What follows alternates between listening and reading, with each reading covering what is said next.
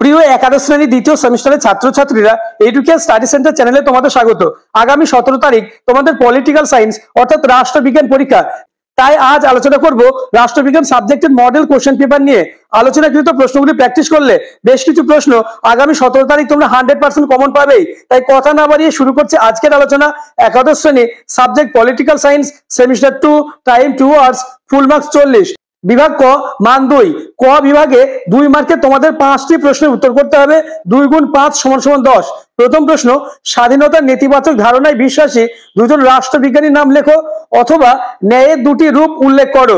দ্বিতীয় প্রশ্ন, জাতীয় রাষ্ট্রের মধ্যে দুটি পার্থক্য লেখো অথবা জাতির আত্মনিয়ন্ত্রণের অধিকার বলতে কি বোঝো।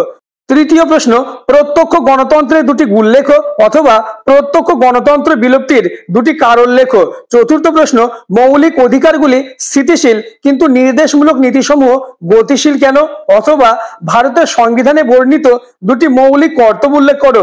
পঞ্চম প্রশ্ন, ভারতের নির্বাচন ব্যবস্থার প্রকৃতি কিরূপ অথবা ভারতের মুখ্য নির্বাচন কমিশনারের সঙ্গে অপর দুজন নির্বাচন কমিশনারের মর্যাদাগত পার্থক্য কি। 2 মার্কের প্রশ্নগুলির মধ্যে কটি প্রশ্ন তোমার রেডি আছে তা আমাকে কমেন্ট করে জানাবে এবং চ্যানেলে নতুন হয়ে থাকলে চ্যানেলটিকে অবশ্যই সাবস্ক্রাইব করে পাশের বেল আইকনটি প্রেস করে নোটিফিকেশন অল করে দেবে এবং ভিডিওটি তোমার বন্ধুদের মধ্যে শেয়ার করে দেবে।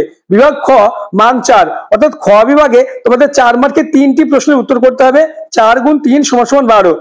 প্রথম প্রশ্ন, জাতীয় জনসমাজ গঠনের বৈশিষ্ট্যগুলি আলোচনা করো অথবা জাতীয় জনসমাজ গঠনের উপাদানগুলি আলোচনা করো। পরের প্রশ্ন, মৌলিক অধিকার ও নির্দেশমূলক নীতির মধ্যে পার্থক্যগুলি আলোচনা করো অথবা নারীদের ভোটাধিকার সপক্ষে ও বিপক্ষে যুক্তি দাও। প্রত্যেকটি প্রশ্ন ভেরি ভেরি ইম্পর্টেন্ট, তাই প্রত্যেকটি প্রশ্ন তোমরা মুখস্থ করে যাবে। পরের প্রশ্ন, ভারত সরকার নির্বাচনে এপিটিপি সিস্টেম গ্রহণ করেছে কেন অথবা নির্বাচন কমিশনের গঠন আলোচনা করো। বিভাগ গ, মান 6 অর্থাৎ গ বিভাগে তোমাদের 6 মার্কে 3টি প্রশ্নের উত্তর করতে হবে। 6 গুণ 3 = 18। প্রথম প্রশ্ন, ক্ষমতা স্বতন্ত্রীকরণ নীতির পক্ষে ও বিপক্ষে যুক্তি দাও। এই প্রশ্নটি আগামী 17 তারিখ 100% তোমরা কমন পাবে। প্রশ্নের মান 3 + 3 অথবা সাম্যের বিভিন্ন রূপগুলি আলোচনা করো। পরের প্রশ্ন, সর্বাত্মকবাদের সুবিধা ও অসুবিধাগুলি আলোচনা করো অথবা আইনের উৎসগুলি কি কি এদের গুরুত্ব আলোচনা করো। এই প্রশ্নটি মোস্ট ইম্পর্টেন্ট। পরের প্রশ্ন, গান্ধীজির অহিংস সত্যাগ্রহের ধারণাটি ব্যাখ্যা করো অথবা মৌলানা আবুল কালাম আজাদের শিক্ষা চিন্তা ব্যাখ্যা করো। এই দুটি প্রশ্নের মধ্যে একটি প্রশ্ন আগামী 17 তারিখ 100% তোমরা কমন পাবে। এছাড়া আরো একটি অত্যন্ত গুরুত্বপূর্ণ মডেল কোশ্চেন পেপার নিয়ে আলোচনা করব। একাদশ শ্রেণী সাবজেক্ট পলিটিক্যাল সায়েন্স সেমিস্টার 2, বিভাগ ক, মান 2 অর্থাৎ বিভাগ ক এ তোমাদের 2 মার্কের 5টি প্রশ্ন উত্তর করতে হবে। প্রথম প্রশ্ন, ন্যায় সম্পর্কে ইমানুয়েল কান্টের বক্তব্য কি অথবা স্বাধীনতার দুটি রক্ষা কবচের নাম লেখো। পরের প্রশ্ন, জাতীয়তাবাদের দুজন সমর্থকের নাম করো অথবা জাতীয় জনসমাজের কয়েকটি বাহ্যিক উপাদানের নাম করো। পরের প্রশ্ন, কর্তৃত্ববাদের দুটি বৈশিষ্ট্য উল্লেখ করো অথবা পরোক্ষ বা প্রতিনিধিত্বমূলক গণতন্ত্র কাকে বলে। নেক্সট, ভারতের সংবিধানে উল্লেখিত নির্দেশমূলক নীতির দুটি উদ্দেশ্য লেখো অথবা সাম্য স্বাধীনতাকে পরস্পর বিরোধী বলে বর্ণনা করেছেন এমন দুজন রাষ্ট্রবিজ্ঞানীর নাম লেখো। পরের প্রশ্ন, নির্বাচন কমিশনের দুটি সীমাবদ্ধতা উল্লেখ করো অথবা গণতান্ত্রিক রাষ্ট্রে কাদের ভোটাধিকার থাকে না। বিভাগ খ, মান 4 অর্থাৎ খ বিভাগে তোমাদের 4 মার্কে 3টি প্রশ্নের উত্তর করতে হবে।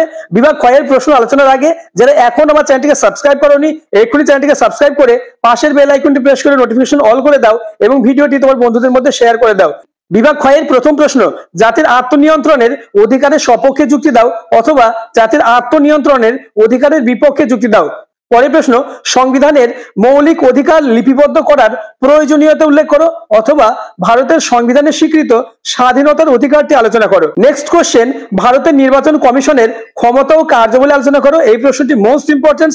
অথবা বর্তমানে ভারত সরকারের নির্বাচনী সংস্কার সম্পর্কে আলোচনা করো। বিভাগ গ, মান 6 অর্থাৎ বিভাগ গ এ তোমাদের 6 মার্কে 3টি প্রশ্নের উত্তর করতে হবে।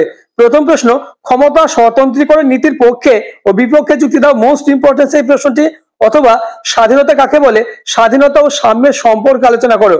পরের প্রশ্ন, সর্বাত্মক ব্যবস্থা হিসাবে ফ্যাসিবাদের বৈশিষ্ট্যগুলি আলোচনা করো অথবা কর্তৃত্ববাদের উপর একটি সংক্ষিপ্ত টিকা লেখো। পরের প্রশ্ন, জাতীয়তাবাদ সম্পর্কে স্বামী বিবেকানন্দের ধারণা ব্যাখ্যা করো। আজকের আলোচনার লাস্ট প্রশ্ন, স্বাধীনতা সম্পর্কে নেতাজির ধারণা ব্যাখ্যা করো। স্বামী বিবেকানন্দ এবং নেতাজি এই দুটি প্রশ্ন মোস্ট ইম্পর্টেন্ট। আজকের ভিডিও এই পর্যন্ত। পরবর্তী ভিডিওতে তোমাদের রাষ্ট্রবিজ্ঞানের শেষ মুহূর্তের প্রস্তুতির সাজেশন নিয়ে আলোচনা করব। তাই অবশ্যই চ্যানেলটিকে সাবস্ক্রাইব করে পাশের বেল আইকনটি প্রেস করে নোটিফিকেশন অল করে দাও এবং ভিডিওটি তোমার বন্ধুদের মধ্যে শেয়ার করে দাও।